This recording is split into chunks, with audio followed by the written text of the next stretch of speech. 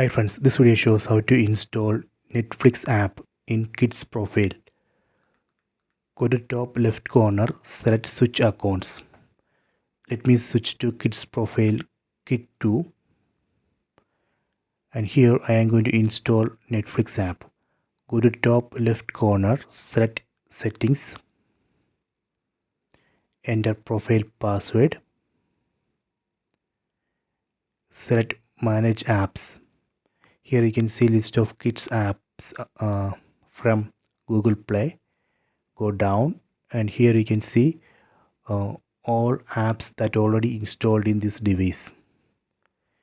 From this list, let me select Netflix. Select Netflix. Select allow. So this way we can install Netflix app in this kids profile. Done.